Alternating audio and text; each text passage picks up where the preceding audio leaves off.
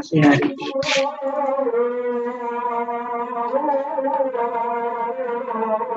Arisa, Raffi, sama Erwin.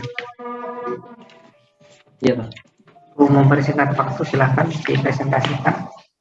Bagi teman-teman yang bisa. Tapi Arisa sudah tidak lagi di UNS, Pak. Jadi yang presentasi saya sama Raffi. Oh, Arisa keluar berarti. Iya. Oh ya, kemarin sudah saya coret ya tadi.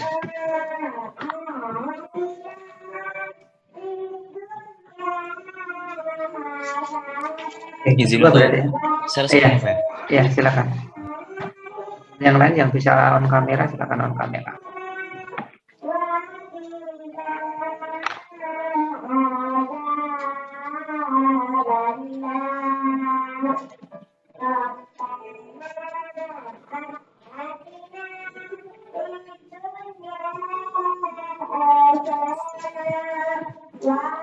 Assalamualaikum warahmatullahi wabarakatuh. Selamat pagi Pak Habibie dan teman-teman. Puji syukur marilah kita panjatkan kepada Allah Subhanahu wa taala atas rahmat dan karunia-Nya sehingga kita bisa berkumpul pada Zoom kelas kali ini.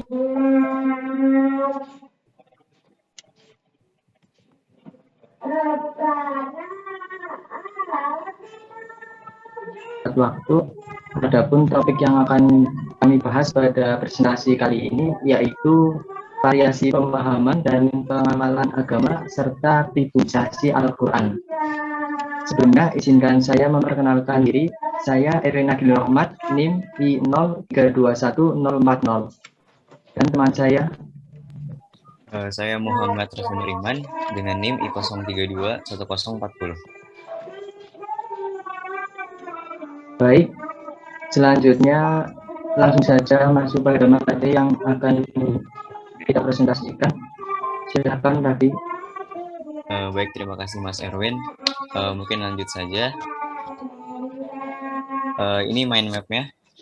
Mohon maaf sebelumnya kalau ada suara hujan masuk karena di sini sedang hujan. Yang pertama itu kami akan membahas Islam sebagai pemahaman. Lalu yang kedua kami akan membahas mengenai Islam sebagai pengamalan. Lalu yang ketiga kami akan membahas mengenai membangun argumen tentang urgensi dan metode distribusi Al-Quran. Dan yang keempat akan ada penutup, yakni ada akan sesi tanya jawab nanti. Oke, lanjut saja. Mungkin yang pertama Islam sebagai pemahaman. Nah, apa sih pemahaman itu? Nah, pemahaman itu gagasan kata pemahaman itu sendiri ya berarti suatu kemampuan seseorang untuk mengartikan, menerjemahkan, dan menafsirkan sesuatu sesuai dengan caranya sendiri. Nah, kalau kajian Islam yang dalam lingkup pemahaman adalah ya itu kajian berasal dari sumber yang diakui sebagai sumber-sumber Islam gitu. Mulai dari Al-Quran, ada hadis, ada ijma, dan lain sebagainya. Selanjutnya ada beberapa pendapat tokoh tentang pemahaman Islam. Kami ini mengutip dari 3 tokoh, ada dari Ali Syariati, ada dari Mukti Ali, dan Ali Anwar Yusuf. Nah, yang pertama itu dari Ali Syariati, yakni mengenai metode perbandingan. Jadi dengan metode ini tuh memahami Islam dengan cara membandingkan dengan agama lain. Yakni yang pertama jadi mengenal Allah dan yang membandingkannya dengan Tuhan pada agama lain. Lalu mempelajari kitab suci Al-Quran dan membandingkan dengan kitab agama lain. Lalu mempelajari kepribadian Rasul dan membandingkan dengan tokoh besar agama lainnya. Lalu ada juga mempelajari tokoh Islam terkemuka dan membandingkan dengan tokoh agama lain. Lalu pendapat dari tokoh kedua yakni dari Mukti Ali, yakni menggunakan metode teknologi. Jadi ada 5 aspek atau ciri dari agama Islam sendiri, yakni yang pertama ada aspek ketuhanan, lalu yang kedua ada aspek kenabian, lalu yang ketiga ada aspek kitab suci, lalu yang keempat ada aspek keadaan sewaktu-waktu munculnya nabi dan orang terpilih yang dihasilkan oleh agama itu ketika awal Nabi Muhammad menjadi nabi gitu. Lalu yang ketiga ada pendapat dari Ali Anwar Yusuf. Yang mana metode dari Ali Anwar Yusuf ini merupakan yang paling lengkap ya karena ada 4 metode penting, yakni yang pertama ada filosofis. Jadi dengan menggunakan pemahaman metode filosofis ini, ya seseorang itu nggak akan terjebak pada pengamalan agama yang bersifat formalistik. Jadi kalau agama formalistik tuh kayak ngelakuin tapi tanpa ada pemaknaan gitu. Jadi cuman kayak formalitas doang. Jadi nggak ada feedback ke diri gitu, nggak ada perubahan dalam diri. Lalu ada ya metode secara historis. Jadi dengan apa ya? Dengan belajar sejarah gitu, dengan mengetahui sejarahnya, seseorang tuh diajak masuk pada keadaan yang sebenarnya atau hubungan suatu peristiwa. Jadi udah ada fakta sebelumnya gitu yang udah pernah terjadi dalam memahami Islam itu. Nah, lalu ada metode ketiga yaitu metode teologi. Nah, metode teologi ini ya digunakan agar seseorang itu memandang Islam dari segi ajaran yang pokok dan asli dari Allah gitu. Jadi nggak ada apa ya? Nggak ada keraguan di dalamnya karena murni dari Allah gitu, nggak ada campur tangan dari manusia gitu. Lalu yang keempat ada namanya metode ilmiah. Nah, nama metode ilmiah ini jadi memahami Islam dalam semua hal yang terkandung dalam Al-Quran gitu. Nah, selanjutnya mungkin saya refresh apa ya? Refresh sejenak aja, mungkin ada kutipan dari Ali bin Abi Thalib, ada dua jenis manusia yang tak akan merasa kenyang selama-lamanya, yaitu ada pencari ilmu dan pencari harta.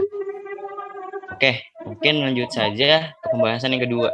Nah, pembahasan kedua ini yakni Islam sebagai pengamalan. Nanti akan dibahasnya itu ada Islam normativitas dan Islam historis. Nah, lanjut saja. Oke, dalam Islam normativitas ini ya. Jadi apa sih definisi normatif itu? Nah, jadi Islam normatif itu adalah pengumpulan sumber-sumber hukum yang terdapat dalam Al-Quran, ada dari hadis dan sunnah juga Nabi, yang kebenarannya itu bersifat mutlak atau murni dari firman Tuhan tanpa ada yang campur tangan manusia gitu. Jadi ya seperti tadi, nggak ada keraguan di dalamnya gitu. Nah, jadi pemaknaan Islam normatif itu apa sih? Nah, pemaknaannya itu ya Islam normatif ini dimaknai sebagai Islam yang datang memuat nilai-nilai aturan yang etika murni dari Tuhan tanpa adanya intervensi manusia. Jadi Islam normatif itu memuat seperangkat nilai-nilai kebenaran yang absolut. Oke, lalu selanjutnya ada keterkaitan nih antara teologi Islam dan Islam normatif. Nah, jadi kan teologi itu adalah pemikiran tentang persoalan ketuhanan. Nah, jadi contohnya tuh kalau persoalan ketuhanan diantaranya adanya misalkan muncul nabi palsu dan apa ya kemungkinan manusia untuk percaya itu ada aja gitu. Jadi diperlukan adanya pendekatan teologis yang mana sangkut paut itu dengan Islam normatif agar memandang agama itu dari segi ajaran pokok yang asli dari Tuhan yang di dalamnya belum terdapat penularan manusia gitu. Jadi udah ada bukti sejarahnya kalau Nabi terakhir itu Nabi Muhammad. Jadi sudah sepatutnya apabila ada nabi-nabi baru ya itu nabi palsu gitu. Tidak boleh untuk kita percayai. Lalu selanjutnya ada ciri khas dari agama nih. Jadi ciri khas dari agama itu dalam apa ya? Efek positifnya dalam semua bidang itu misalkan untuk agama Islam sendiri. Jadi kalau ciri khas agama itu ya secara normatif pasti benar dan menjunjung nilai-nilai luhur gitu. Lalu untuk bidang ekonomi, jadi agama ini tampil menawarkan keadilan, kebersamaan, kejujuran, dan saling menguntungkan gitu. Lalu untuk bidang sosial juga agama ini tampil menawarkan nilai-nilai kemanusiaan, kebersamaan, kesetikawanan, tolong menolong, lalu tenggang rasa, persamaan derajat dan sebagainya. Nah, lalu untuk bidang ilmu pengetahuan, agama tampil mendorong penmuluknya agar apa ya memiliki ilmu pengetahuan dan teknologi setinggi-tingginya gitu. Promosi keterampilan, keahlian dan lain sebagainya. Karena sesuai kan dengan apa ya, yang itu perintah untuk membaca atau belajar itu yang Iqra itu. Lalu selanjutnya untuk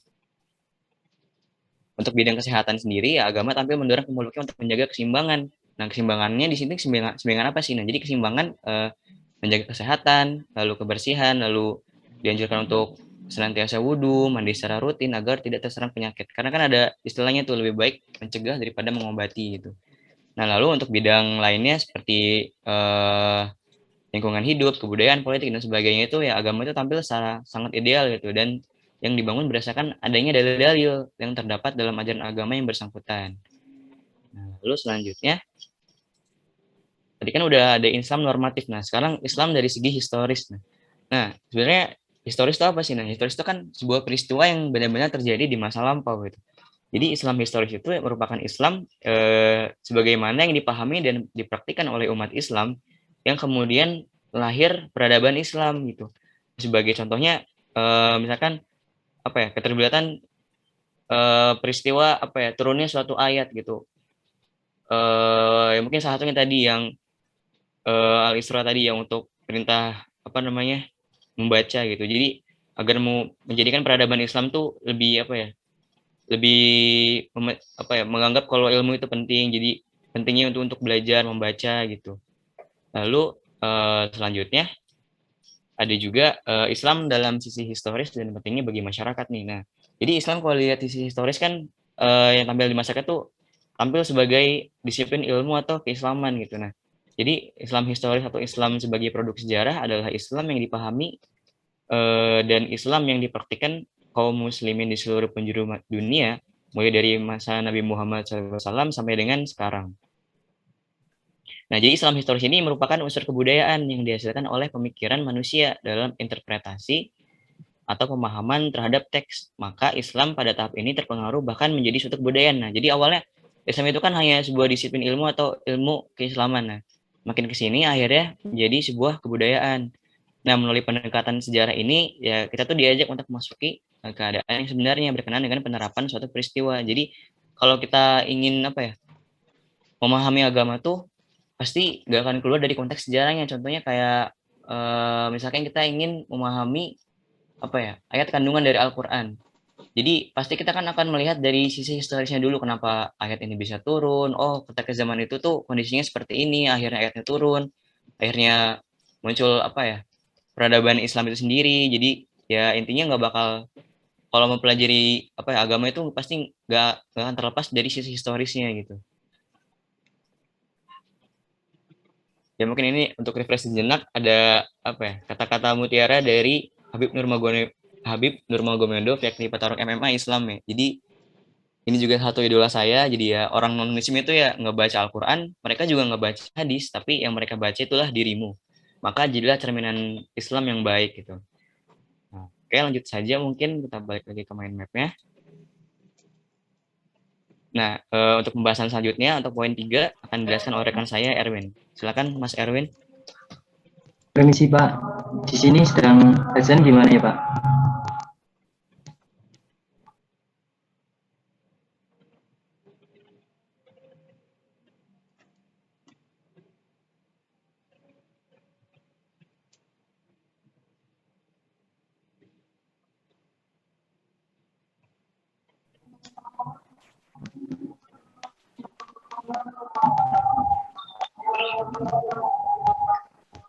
Selanjutnya yang ketiga yaitu membangun argumentasi dan urgensi metode pribumisasi Al-Quran. Lanjut. Yang pertama ada gagasan pribumisasi Islam. Pribumisasi Islam adalah konsep Islam yang memiliki bagian tersendiri yang berbeda dengan Islam di kawasan Arab tempat turunnya Islam pertama kali. Bisa dikatakan memiliki bagian tersendiri yang berbeda dengan Islam di kawasan Arab karena di Indonesia sendiri memiliki tradisi seperti tahlilan, sedangkan di kawasan Arab tidak pernah melaksanakan tahlilan. Kedua, gagasan pribumisasi Islam pertama kali dicetuskan oleh Presiden Indonesia yang keempat, yaitu Bapak Abdurrahman Wahid atau yang lebih dikenal dengan nama Gus Dur pada tahun 1980-an. Ketiga, pribumisasi Islam juga tidak menjadikan agama dan budaya untuk saling mengalahkan, melainkan memberikan jembatan yang selama ini melintas antara agama dan budaya. Di sini dapat kita lihat agama dan budaya tidak saling mengalahkan, melainkan saling menyatukan antara satu dengan yang lainnya. Keempat, terdapat 3 hal yang mengandaikan Islam pribumi. Pertama, itu Islam pribumi memiliki sifat kontekstual. Kedua, Islam pribumi bersifat progresif. Yang ketiga, Islam pribumi memiliki sifat liberatif. Lanjut.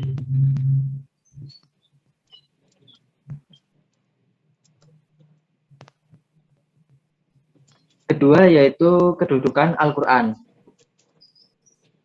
Sesungguhnya Al-Quran merupakan tali Allah yang sangat kuat dan jalannya yang lurus. Allah telah menyebutkan dengan sifat yang sangat agung sebagaimana firman Allah dalam surat An-Nisa ayat 174 berbunyi, ya ayuhan nasu qad ja'akum burhanum mir rabbikum wa anzalna ilaikum nuram mubina, yang artinya wahai manusia, Sesungguhnya telah sampai kepadamu bukti kebenaran dari Tuhanmu, yaitu Nabi Muhammad SAW dengan mukjizatnya, dan telah kami turunkan kepada cahaya yang terang benderang, yaitu Al-Quran. Kedudukan Al-Quran juga sebagai sumber hukum umat Islam dari segala sumber hukum yang ada di muka bumi ini. Lanjut. Yang terakhir yaitu urgensi tafsir. Tafsir memiliki arti yaitu mengungkapkan lebih rinci mengenai isi atau makna dari ayat-ayat Al-Quran, baik itu arti, hukum, dan hikmah agar lebih mudah dipahami oleh umat. Tafsir memiliki cakupan yang sangat luas. Dapat dikatakan sangat luas karena seorang ahli tafsir membahas berbagai materi, yaitu fikih, akidah, dan akhlak. Fikih sendiri memiliki arti yaitu bidang ilmu yang mempelajari tentang hukum-hukum Islam baik di kehidupan pribadi, bermasyarakat, maupun kehidupan manusia dengan Allah. Akidah yaitu kepercayaan atau keyakinan terhadap agama Islam, dan akhlak yaitu tata krama, tingkah laku, atau etika sesuai dengan ajaran agama Islam. Sebagai sumber asasi ajaran Islam yang dianut masyarakat Arab ketika turunnya Al-Quran, Al-Quran tentu menduduki posisi sentral bagi masyarakat penganutnya. Pertama, sejak Al-Quran mengalahkan tokoh Arab, hingga muncul perkataan yang dilontarkan oleh tokoh-tokoh Arab bahwa Al-Quran itu sihir milik Nabi Muhammad SAW. Namun, selang berjalannya waktu, Al-Quran mulai diminati masyarakat dan dijadikan pedoman atau pandangan hidup. Terima kasih. Saya kembalikan ke Adi.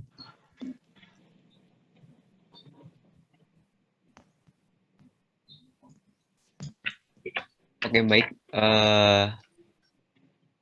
Untuk pembahasan selanjutnya, yakni berupa sesi tanya jawab.